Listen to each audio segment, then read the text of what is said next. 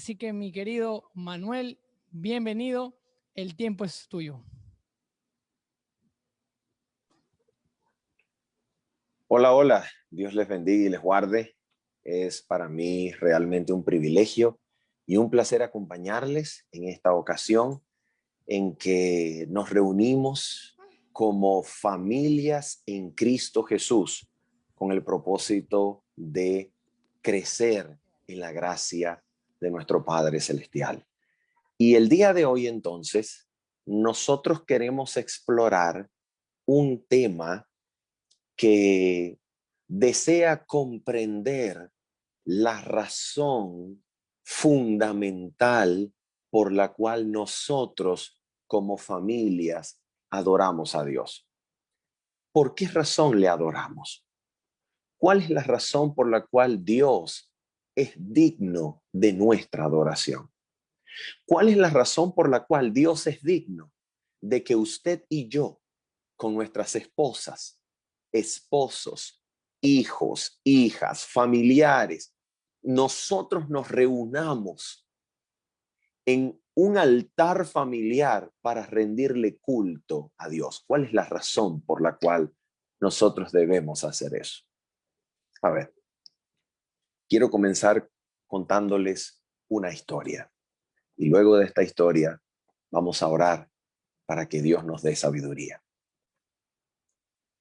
Cuando hacía mis prácticas ministeriales en el último año de mi carrera como licenciatura en teología, tuve el privilegio de ser asistente copastor, asistente pastoral, en un lugar de Venezuela llamado Churuguara, Estado Falcón. Queda en la región montañosa del Estado Falcón, donde yo me había criado hasta los 17 años. Y allí tuve la oportunidad de pastorear un grupo de hermanos que vivía en una zona montañosa, que se reunían en una humilde iglesia que se llamaba El Paramito, así se llamaba el lugar. Y allí conocí a una familia encantadora, una familia maravillosa. Yo vivía en un lugar que era precisamente el centro de Churuguara, y estos hermanos, como dije, vivían hacia las montañas. Así que la única forma en que yo podía llegar a ese lugar era que uno de ellos, alguno de esos hermanos que vivía en la zona montañosa, bajara de la montaña en su moto, me recogiera en la ciudad y subíamos cuesta arriba en la montaña, en un terreno donde ni siquiera había carretera de asfalto. Todo era piedras, todo era tierra, y cuando llovía todo era demasiado resbaladizo. Era una experiencia y una aventura tremenda. Pero allí en esas montañas había una familia, su apellido era la familia Colina, y ellos eran gente encantadora. La mayoría de las veces que yo subía a visitarlos era porque uno de ellos, llamado Engel Colina, bajaba a la ciudad, me montaba en su moto y subía conmigo hasta alcanzar la zona montañosa donde vivían. Y allí entonces yo me quedaba, y eran hermanos absolutamente geniales. Me ofrecían de todo, compartíamos, hacíamos culto. Esa familia, la familia Colina, estaba constituida de esta manera: el hermano Engel, su esposa Carolina y su hijo Josué. Josué tenía en ese momento alrededor de 5 años. Después de aproximadamente unos 8 meses de trabajo con ellos, yo finalicé mi práctica pastoral, y junto a mi esposa yo decidí no entrar en el ministerio pastoral, sino continuar mis estudios con una maestría en filosofía. Así que me trasladé de ese lugar, el estado Falcón, a un estado o provincia, si usted le llama provincia, a un estado o provincia diferente de mi país, de Venezuela, que se llama Mérida, donde actualmente vivo. Y estando cursando la maestría en filosofía, recibí una llamada de parte de la familia Colina. Su hijo, Josué, había presentado unos síntomas extraños. En su cuerpo comenzaron a aparecer manchas moradas en sus brazos, en su pecho, en sus piernas. Así que Josué salió un miércoles de tarde con sus padres, Engel y Carolina. Josué se puso su morralito, su mochilita y salió caminando de su casa a visitar el médico de la ciudad. Se montaron en la moto y bajaron los tres en la moto. Engel, su padre, su madre Carolina y Josué bajaron en la moto a visitar al médico. El doctor inmediatamente lo vio, lo remitió al Hospital Central de Falcón, que queda en Coro, Estado Falcón, a 1 hora y media de donde ellos vivían. Josué ingresó caminando con su mochila al Hospital Central de Falcón. Y una semana después,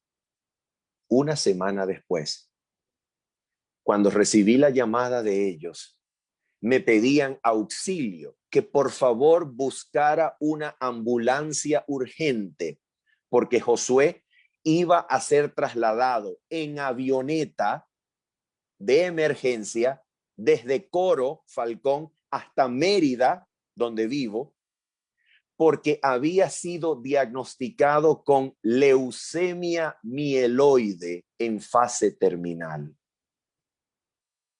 Cuando Josué aterrizó en Mérida, wow, ya no hablaba y fue ingresado al hospital y 2 días después murió. ¿Cómo es posible que pase eso? Engel, su padre y su madre fungían como los ancianos líderes de la iglesia del Paramito. Anciano destacado, fiel, misionero, predicador, evangelista.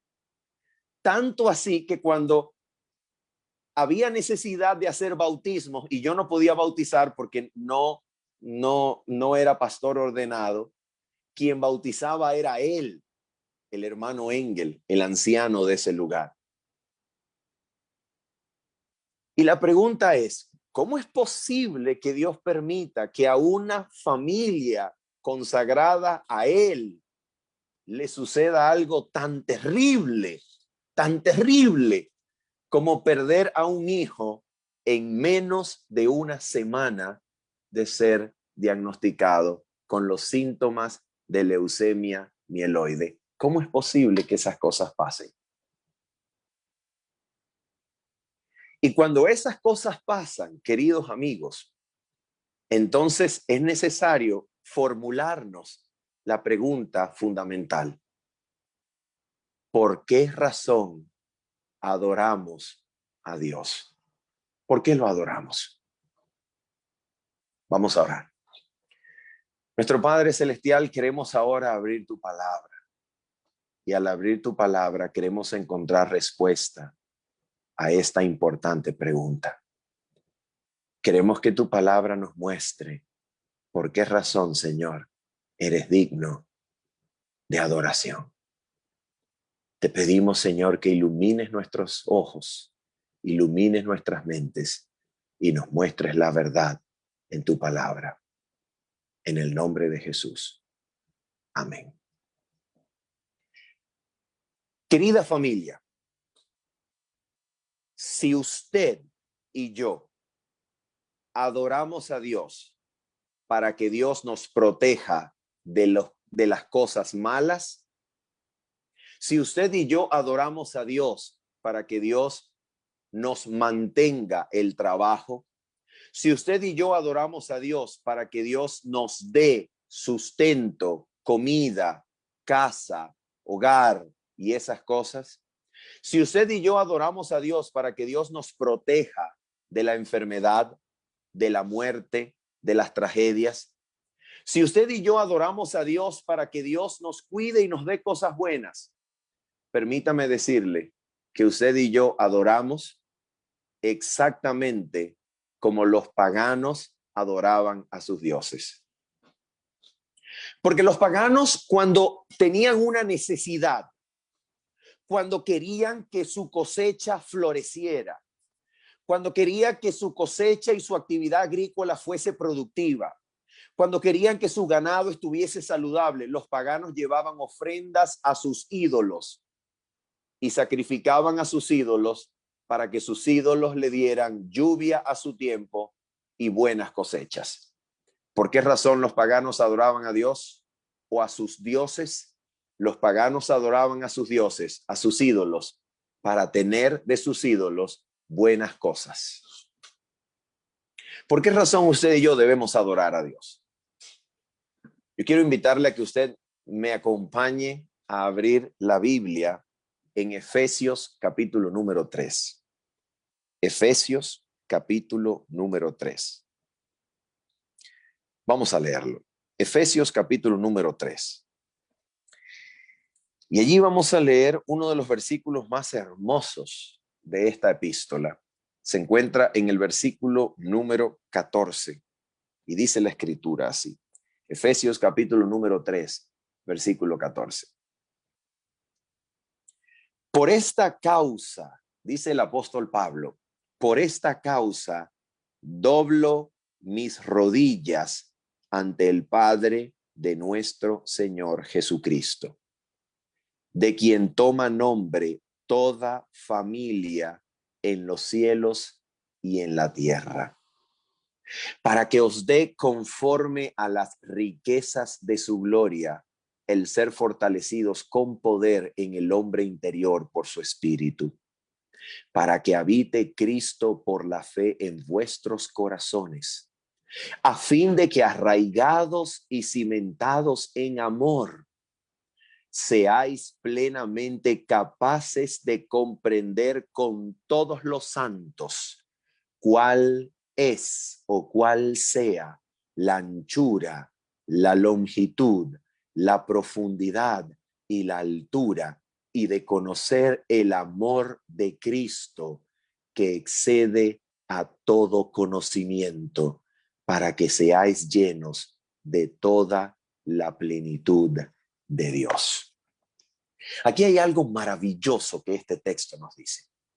El texto nos dice que el apóstol Pablo le pide a Dios que les dé a los efesios el ser fortalecidos en el hombre interior, para que ellos, al fortalecerse por medio del Espíritu Santo interiormente, sean hechos capaces de comprender cuánto nos ama Dios.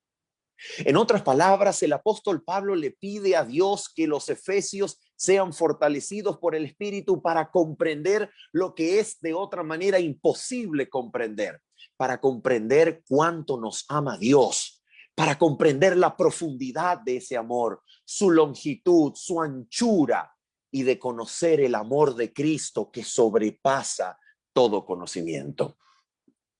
¿Cómo podemos aprender a conocer el amor de Cristo?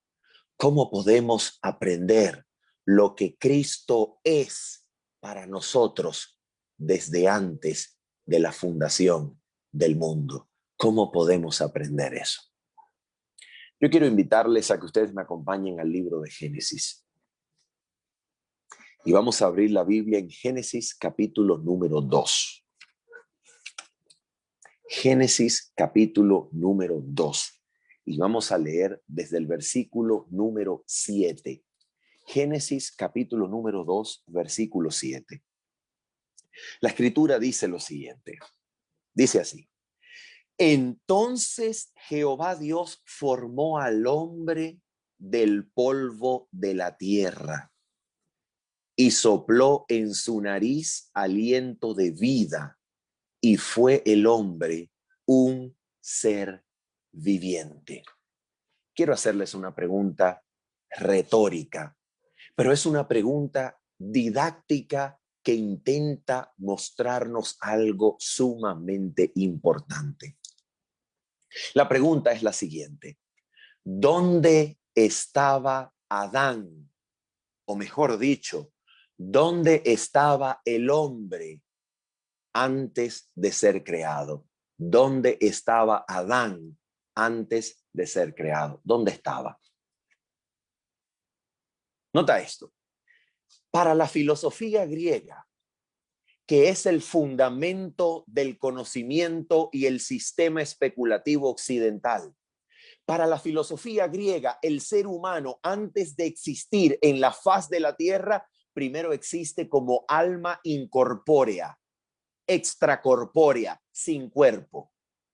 Existe como alma sin cuerpo en las regiones celestes. Y habitando en las regiones celestes, en el cielo, el alma contempla las ideas eternas del bien, la justicia y la belleza. Pero cuando el alma se extravía, entonces, por alguno de sus vicios, el alma se degrada y llega a habitar un cuerpo en la tierra para pagar, mientras vive, la culpa de su extravío y merecidamente tener en esta tierra la culpa de su extravío, hasta que, dedicándose a las nobles artes de la filosofía, el alma pueda volver a contemplar las ideas eternas y, al morir, ser librada de la cárcel del cuerpo y volver a formar parte de las ideas eternas e inmortales en el cielo. Ese es el concepto filosófico platónico de la vida humana. La vida humana es resultado del extravío del alma eterna en las regiones celestes y viene a la tierra a pagar la culpa de su extravío. Escucha esto. ¿Dónde estaba Adán antes de ser creado? Adán, de acuerdo a la Biblia, no existe hasta que Dios lo crea. De manera distinta y absolutamente y radicalmente diferente de la filosofía griega, que pregona que el alma es eterna, el alma humana no existe hasta que Dios la crea. En otras palabras, la vida humana existe solamente por voluntad de Dios. Porque si creyéramos en la mentira de la filosofía griega, si el alma es inmortal, igual a Dios, entonces, ¿quién le debe a quién? ¿Dios al alma inmortal o el alma inmortal a Dios? ¿Quién le debe a quién? Pero Dios, en Génesis capítulo 2, versículo 7, dice que Dios creó al hombre del polvo de la tierra.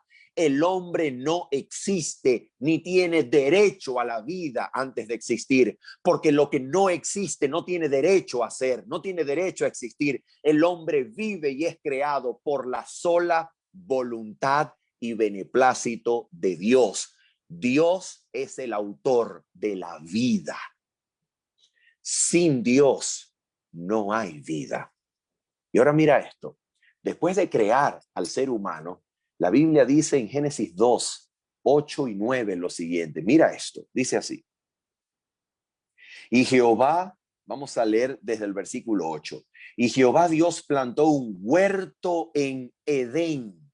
La palabra Edén es la misma raíz de la palabra placer en el idioma hebreo.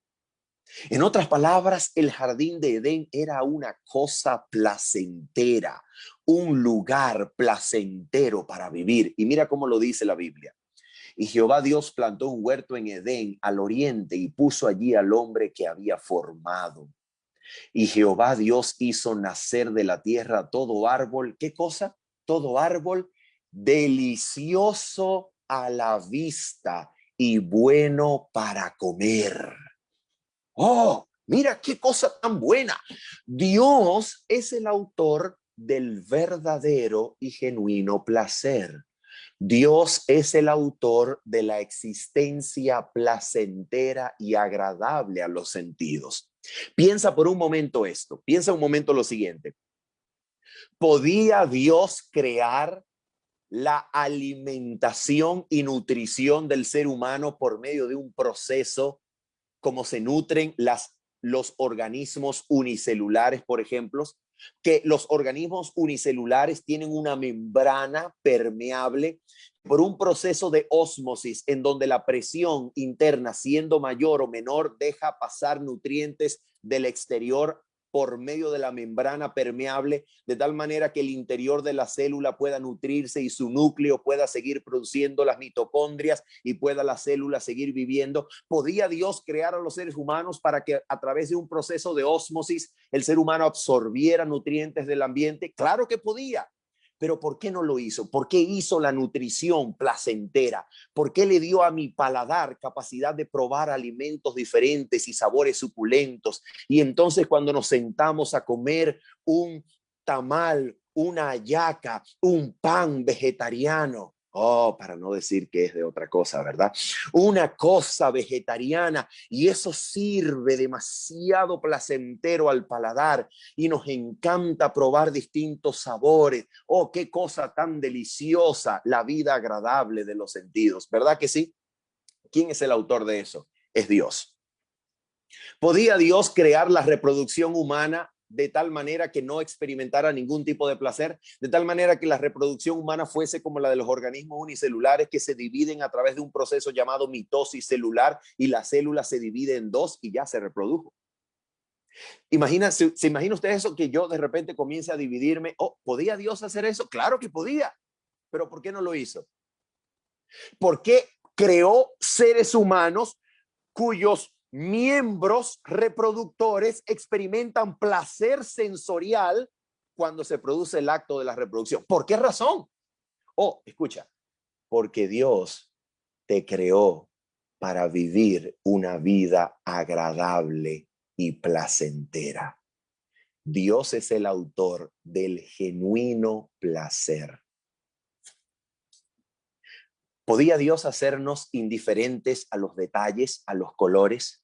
Claro que podía, pero nos hizo atentos a los detalles, de tal manera que podemos nosotros apreciar las diferentes facetas del rostro de nuestros hijos y podemos darnos cuenta cuando una sonrisa pícara alumbra e ilumina su rostro, ¿verdad que sí?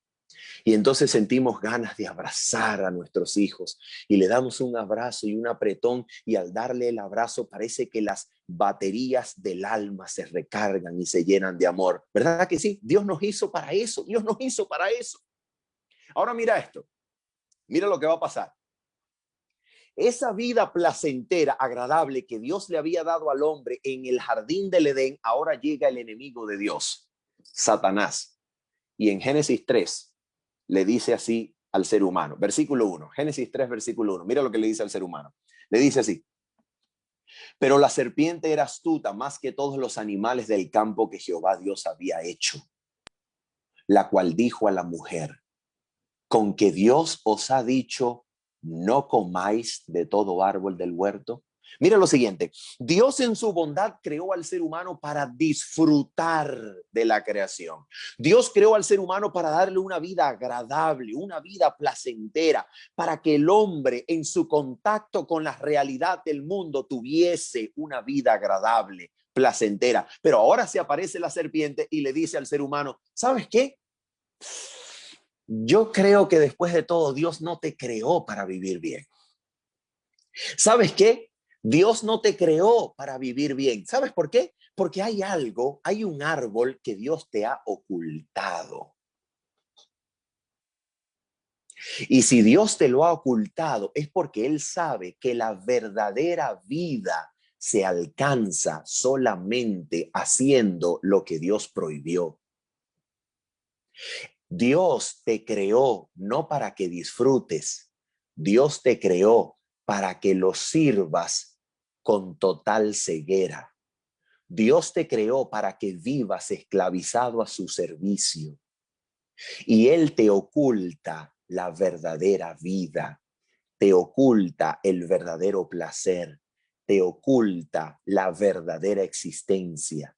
Pero si tú desobedeces y comes de este árbol, no vas a morir.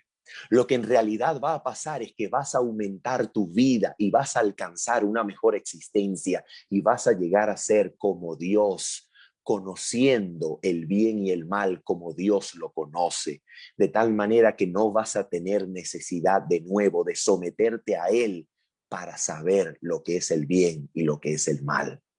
Así que hazme caso. Yo he venido para liberarte de este Dios tirano que te creó para humillarte y mantenerte atado ante quien su vista, ante la vista de este Dios, tú no eres nadie. Pero si lo desobedeces, entonces alcanzas su mismo nivel. Si lo desobedeces, en vez de morir, lo que vas a hacer es aumentar en vida. Si lo desobedeces, si desobedeces a tu Creador, vas a vivir verdaderamente, porque ahorita Él te oculta las cosas y te reserva algo.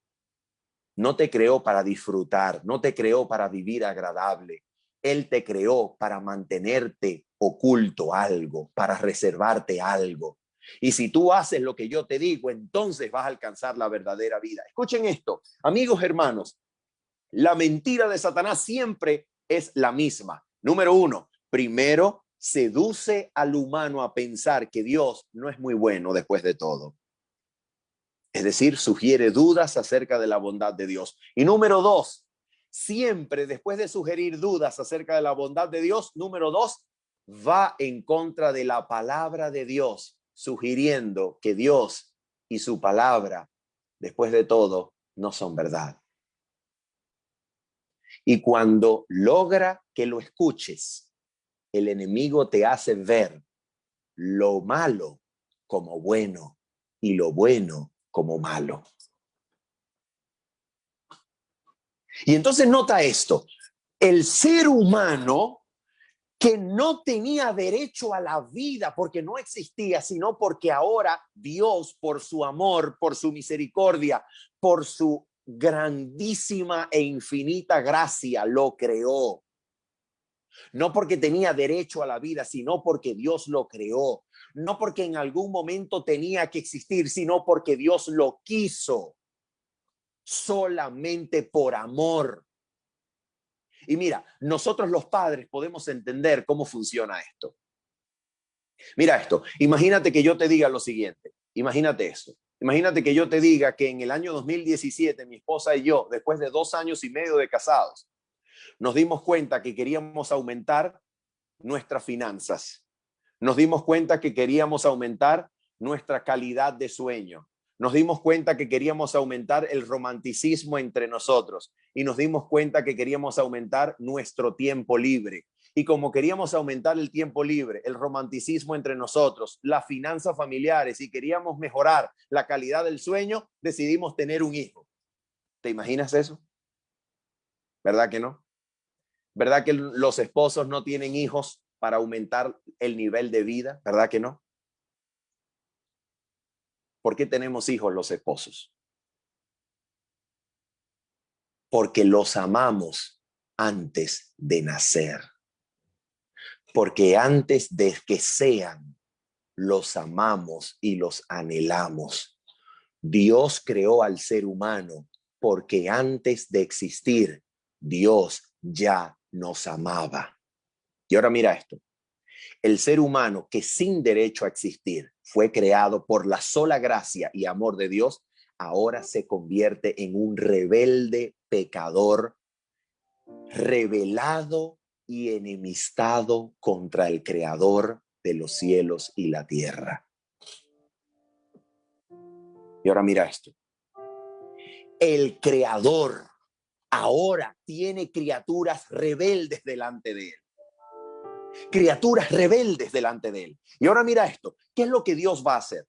¿Qué es lo que Dios hace? Porque Dios había dicho, el día que de él comieres, ciertamente morirás. El día que el ser humano desobedeciera a su creador, ese día tenía que morir. Pero ahora, ¿cuál es la condición del ser humano? Oh, escucha esto. Voy a leer para ti cuál es la condición del ser humano después de la caída. Y voy a citar una declaración que se encuentra en un extraordinario libro que se llama Fe y Obras, página 19. Mira lo que nos dice la autora Elena de White sobre la condición del ser humano después de la caída. Mira esto, dice así. Por rebelión y apostasía el hombre perdió el favor de Dios, no sus derechos, porque él no podía tener valor excepto en el que le fuera conferido por el amado Hijo de Dios. Mira esto, cuando el hombre se rebeló, ¿perdió qué? Perdió el favor de Dios, no sus derechos. Y ahora mira lo que dice aquí.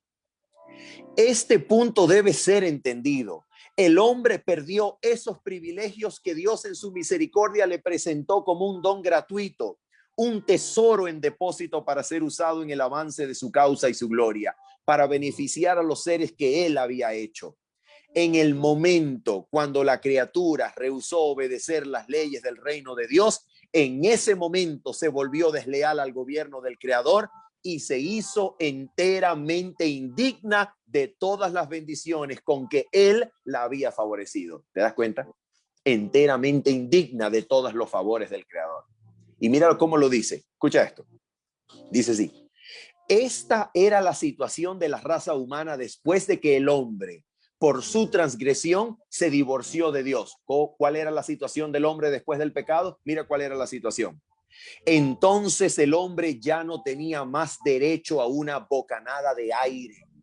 ¿El hombre qué? ¿No tenía derecho a qué? A volver a inhalar el aire. Ya no tenía ni siquiera derecho a eso. Escucha, no tenía derecho ni a una bocanada de aire, ni a un rayo de sol o a una partícula de alimento. Y mira lo que dice aquí. Y la razón por la cual el hombre no fue aniquilado fue porque Dios lo amó de tal manera que otorgó el don de su amado Hijo para que él sufriera la penalidad de su transgresión. Oh, ¿por qué razón el hombre no fue aniquilado en el momento, en el instante en que se rebeló contra su creador? ¿Por qué razón el ser humano no fue destruido en el instante en que pecó contra Dios? ¿Sabes por qué no fue destruido? Porque tan pronto como hubo pecado, hubo un Salvador. Porque tan pronto como el hombre desobedeció a su creador, Cristo se interpuso entre el hombre pecador y el castigo por el pecado, para recibir con tanta fuerza la culpa del ser humano y desviar con tanta fuerza la condenación de la raza humana, llevándolo sobre sí mismo, como cuando murió en la cruz del Calvario. Cristo Jesús se convirtió en el intercesor y mediador de la humanidad en el mismo instante en que hubo pecado. Y solamente por Cristo la humanidad sigue viviendo hoy. Si Cristo no hubiese aceptado recibir el castigo del pecado desde que hubo pecado en el jardín del Edén, escucha lo que voy a decir. Caín y Abel nunca hubiesen nacido, porque Dios hubiese destruido a Adán y a Eva por causa del pecado. Pero si hubo un ser humano sobre la tierra que nació después del pecado, fue porque Cristo Jesús es nuestro mediador desde el instante en que hubo pecado. En otras palabras, ¿qué es lo que te quiero decir? Lo que te quiero decir, familia, es que ustedes están vivos porque tenemos un Salvador desde la fundación del mundo. Usted y yo estamos vivos no solamente porque fuimos creados, sino porque tenemos un Salvador desde que hubo pecado en el jardín del Edén. Porque Cristo existe como mediador, usted y yo tenemos la vida.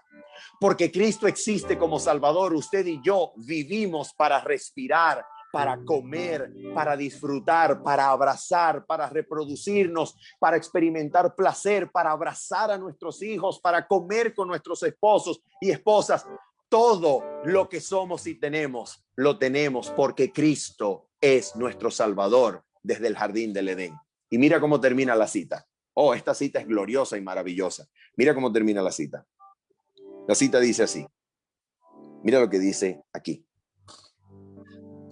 Cristo estuvo dispuesto a convertirse en el fiador y sustituto del hombre a fin de que éste, mediante su incomparable gracia, pudiera tener otra oportunidad, una segunda prueba, teniendo la experiencia de Adán y Eva como una advertencia para que no transgredieran la ley de Dios como ellos lo hicieron. Oh, y mira cómo dice, mira cómo termina la cita, maravillosa, maravillosa, dice así. Y en cuanto el hombre disfruta las bendiciones de Dios en la dádiva del sol y la dádiva del alimento, debiera inclinarse delante del Hacedor en agradecido reconocimiento de que todas las cosas provienen de Él. Todo proviene de Él. ¿Te das cuenta? Entonces, ¿sabes por qué estás vivo? Estás vivo porque tienes un Salvador. ¿Sabes por qué naciste? Naciste porque Dios perdonó la raza humana en el jardín del Edén. Y la perdonó porque Cristo decidió llevar la culpa en sus hombros. ¿Sabes por qué estamos vivos? ¿Sabes por qué podemos casarnos? ¿Sabes por qué podemos tener familia? ¿Sabes por qué podemos abrazarnos? ¿Sabes por qué podemos sonreír? ¿Sabes por qué podemos comer? ¿Sabes por qué podemos respirar? ¿Sabes por qué respira todo hombre que existe en la tierra? Desde el creyente hasta el más infiel, ateo e impío. ¿Sabes por qué respira todo hombre en la tierra? Porque Dios decidió darnos una segunda oportunidad. Gracias a la intercesión de Cristo Jesús. Así que gracias a Cristo viven todos los hombres, desde el creyente hasta el ateo, desde el justo hasta el impío. Todos viven gracias a Cristo Jesús.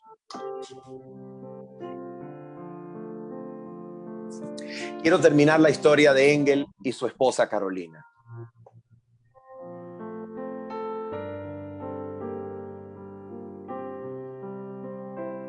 Lamentablemente, así como estuve allí en el aeropuerto para recibir la avioneta donde aterrizó Josué antes que muriera,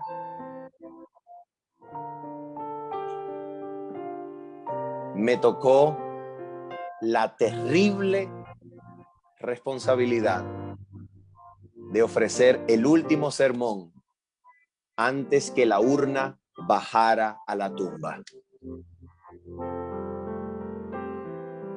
Y cuando los trabajadores del cementerio comenzaron a echarle la arena a la urna, Engel, mi gran amigo Engel, pronunció estas palabras. Escucha lo que dijo. Mi amigo Engel dijo así: Señor, desde el primer día en que tuve a Josué en mis brazos, le hice culto todos los días.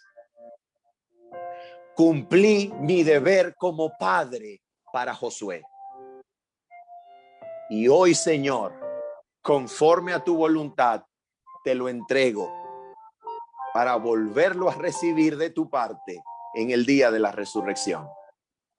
Y delante de estos testigos, quiero decirte, Señor, que aunque el diablo quiera quitarme y arrancarme la fe del corazón, quiero decir que te amo. Mi esposa y yo te amamos. Y hoy más que nunca decidimos servirte hasta el fin. Mi amigo Engel hoy día ya no es anciano de iglesia. Se convirtió en un pastor de la Iglesia Adventista del Séptimo Día. Y con su esposa Carolina son pastores del distrito del sur de la ciudad donde vivo. ¿Y qué quiero decirte? ¿Que gracias a la muerte de Josué Dios tiene un nuevo pastor? No, no quiero decirte eso. Quiero decirte que hasta el día de hoy, aunque no entendamos la muerte de Josué, lo que el diablo pensó para mal y Dios permitió, Dios lo llevó a bien. Y en el día de la resurrección conoceremos que Dios realmente siempre, aunque la tragedia toque el hogar de nuestra familia, Aunque la muerte toque la puerta del hogar, aunque la enfermedad nos toque, aunque la tragedia, aunque la pérdida del trabajo, las finanzas, lo que sea, toque a nuestros hogares, nosotros no adoramos a Dios porque nos da cosas. No adoramos a Dios para que nos proteja. No adoramos a Dios para nada de eso. Lo adoramos porque Él es nuestro creador y porque gracias a Él estamos vivos. Lo adoramos porque Él nos amó desde antes de la fundación del mundo.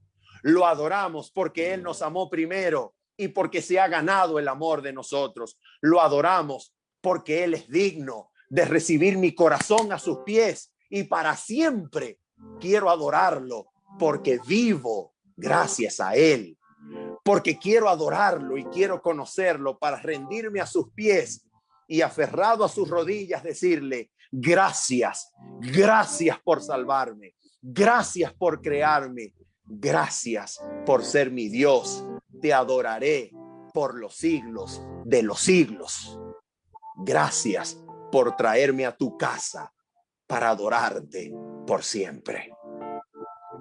Familia, tenemos un Dios bueno.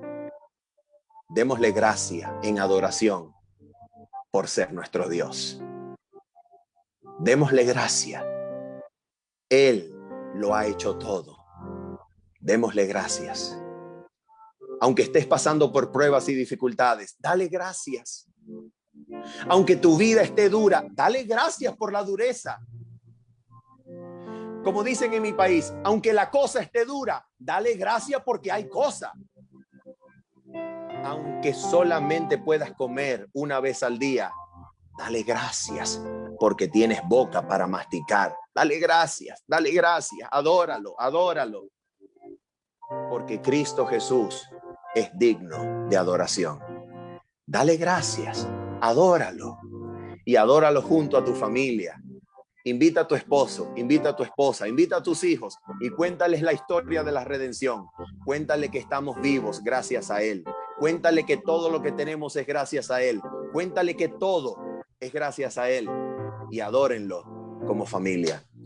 Que Dios te bendiga y te guarde. Ha sido un placer acompañarte.